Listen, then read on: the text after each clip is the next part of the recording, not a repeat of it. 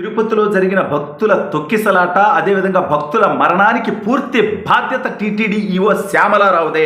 ఈ మాట నేను ఎందుకంటున్నానంటే, సాక్షాత్తు ముఖ్యమంత్రి గారి సమక్షంలోనే శ్యామలారావు మాట్లాడినటువంటి మాటలే దానికి అద్దం పడుతూ ఉన్నాయి.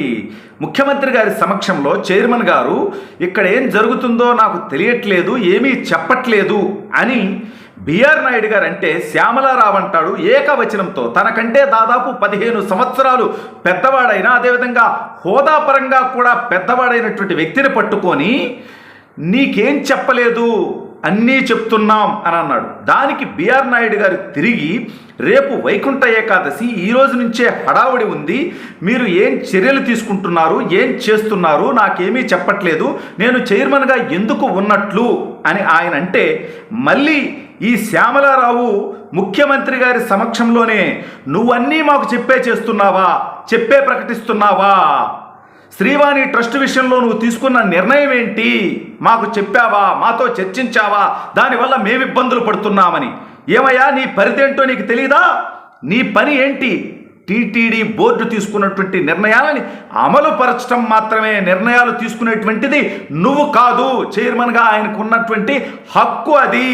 నువ్వు పెద్ద పోటుగాడిలా మాట్లాడుతున్నావు కదా, సాక్షాత్తు ముఖ్యమంత్రి గారి ముందే నువ్వు చైర్మన్ గారిని ఉద్దేశించి ఏకవచనంతో సంబోధిస్తున్నావు కదా. నిన్ను సూటిగా ఒక ప్రశ్న అడుగుతున్నాను శ్యామలారావు. టీటీడీ చైర్మన్గా బిఆర్ నాయుడు గారు రాకముందు 5 నెలల పాటు నువ్వు ఈవోగా ఉన్నావు. మరి తిరుమల 7 కొండల్లో 8వ కొండగా ఉన్నటువంటి చెత్త డంపుని నువ్వు ఎందుకు 5 నెలల కాలంలో అక్కడి నుంచి క్లియర్ చేసేటువంటి ప్రయత్నం ఎందుకు చేయలేదు? నువ్వు అక్కడ ప్రసాదాల్లో నాణ్యత దగ్గర నుంచి అన్నప్రసాద నాణ్యత వరకు, అక్కడ భక్తులకి సౌకర్యాల దాకా బిఆర్ నాయుడు గారు చైర్మన్గా వచ్చి కేవలం 2 నెలల్లో ఆయన తీసుకున్నటువంటి నిర్ణయాలేంటి, ఆయన తెచ్చినటువంటి మార్పులేంటి? 5 నెలల కాలంలో నువ్వు ఒక్కడవే పరిపాలకుడిగా ఉన్నావు, ఈవో చైర్మన్ లేకుండా. మరి ఆ సందర్భంలో ఈ పనులన్నీ నువ్వు ఎందుకు చేయలేకపోయావు? అయినా నువ్వు ప్రభుత్వం దగ్గర నుంచి జీతం తీసుకుంటా ఉన్నావు, ప్రజలు కట్టేటువంటి పన్నుల నుంచి జీతం తీసుకుంటా ఉన్నావు. ఇవాళ బిఆర్ నాయుడు గారు చైర్మన్గా నేను కనీసం కాఫీ, టీలు, మంచినీళ్ళు కూడా నేను టీటీవీ నేను వాడుకోను, నా సొంత డబ్బులతోనే నేను మంచినీళ్ళు కానీ కాఫీ కానీ తాగుతాను అని చెప్పాడు. నా సొంత వాహనాల్లోనే నేను తిరుగుతాను అని చెప్పాడు. అదేవిధంగా టీటీడీ చైర్మన్గా ఆయనకి ప్రతి ఏడాది లభించేటువంటి క్యాలెండర్లు, డైరీలు ఉచితంగా ఇస్తామంటే నాకు వద్దు, నేను డబ్బులు పెట్టే కొనుక్కుంటాను. ఎందుకంటే స్వామివారికి భక్తులు ఇచ్చేటువంటి డబ్బు ఆ దేవుడికే చెందాలి, హిందూ ధర్మ అభివృద్ధికే చెందాలి, దేవాలయ అభివృద్ధికే చెందాలి, భక్తుల సౌకర్యాలకే చెందాలి అని నిర్ణయం తీసుకున్నటువంటి వ్యక్తి బిఆర్ నాయుడు గారు. మరి నువ్వేంటి? నువ్వు చేసేటువంటి పనులేంటి? అసలు నువ్వు చైర్మన్ గారిని ప్రశ్నించడం ఏంటి నాకు అర్థం కావట్లేదు. నువ్వు కావాలని నీ వ్యవహార శైలి ఏంటో అక్కడే అర్థమైపోయింది.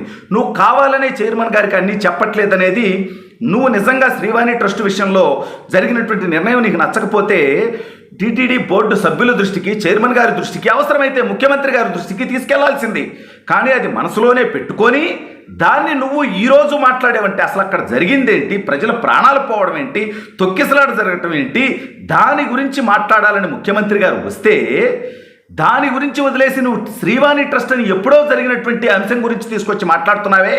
అయినా దాంట్లో ఏం తప్పు చేశారు బిఆర్ నాయుడు గారు? కొంపదీసి ఆ శ్రీవాణి ట్రస్ట్ పేరిట డబ్బులేమన్నా నువ్వు దోచుకుంటున్నావా అనేటువంటి అనుమానాలు కూడా వాళ్ళ భక్తులకు వచ్చేటువంటి అవకాశం ఉంది. సిగ్గు ఎగ్గు లేకుండా 7 నెలల నుంచి నువ్వు అక్కడ ఉన్నావు. కేవలం 2 నెలలైంది బిఆర్ నాయుడు గారు వచ్చి. ఇంకా ఆయనకు నువ్వు సహకరించట్లేదు, సమాచారాలు ఇవ్వట్లేదు. మరి నువ్వు అంత పోటుగాడివైతే నువ్వు తీసుకున్నటువంటి చర్యలేంటి? అసలు భక్తులు ఇంతమంది వస్తారు, వాళ్ళకి నువ్వు ఏర్పాటు చేసినటువంటి సౌకర్యాలేంటి?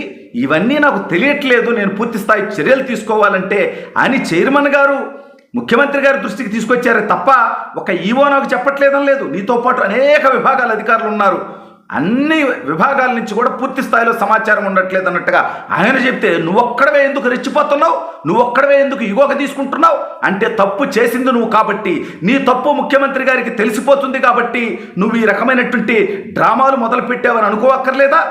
5 నెలల పాటు చైర్మన్ గారు లేని సందర్భంలో చైర్మన్ గారు వచ్చిన తర్వాత తీసుకున్నటువంటి నిర్ణయాలు నువ్వెందుకు తీసుకోలేకపోయావు? అన్యమత ఉద్యోగుల్ని తొలగిస్తాను తిరుమల దేవస్థానాల నుంచి అని చెప్పి నువ్వెందుకు చెప్పలేకపోయావు?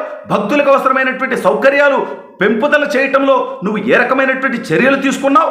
నువ్వు ఈవోగా ఉండి అర్హత లేనటువంటి వ్యక్తులకు కూడా అనేక మందికి నువ్వు దర్శనాలు పెట్టావనేటువంటి ఆరోపణలు కూడా ఉన్నాయి. వాటన్నిటికీ సమాధానం చెప్పేటువంటి దమ్ము నీకుందా? నీకంటే వయసులో హోదాలో పెద్ద వ్యక్తి అయినటువంటి వ్యక్తిని పట్టుకొని నువ్వు అని ఏకవచనంతో ఏ రకంగా సంపాదిస్తావా? అసలు నువ్వెవడవి?